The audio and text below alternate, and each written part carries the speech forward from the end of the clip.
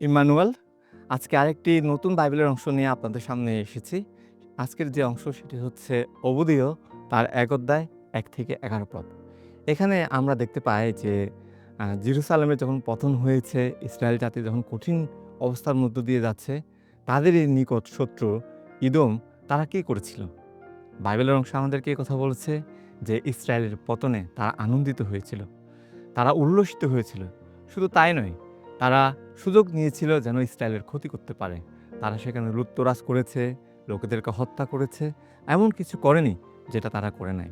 এবং এর জন্য ঈশ্বর ইদোমের প্রতি যে কঠিন ভাববাণী বলেছেন, সেটি হচ্ছে আজকে আমাদের আলোচ্য বিষয়।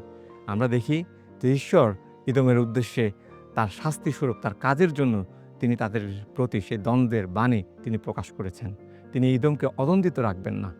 ইদোম যা করেছে এই সমস্ত কিছুই ঈশ্বরের দৃষ্টিতে গুণা তিনি দেখেছেন। তিনি দেখেছেন যে ইদোমের আচরণ।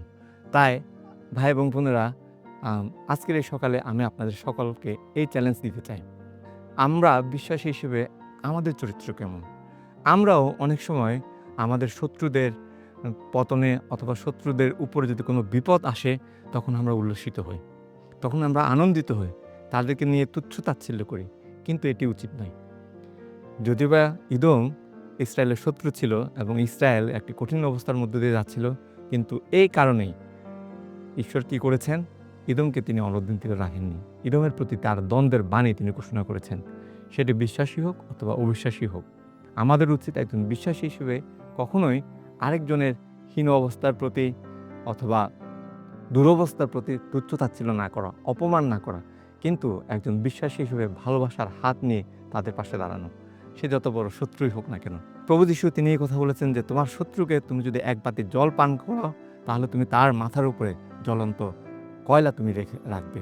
তাই আসুন আমরা আমাদেরকে আরেকটিবার মূল্যায়িত করি। শুধুমাত্র শত্রুর জন্য নয়, আমাদের বিশ্বাসী ভাই-বোনদের প্রতি, আমাদের প্রতিবেশীদের প্রতি আমাদের আচরণ কেমন? আমরা কি তাদের ব্যথায় সমবেত হচ্ছি?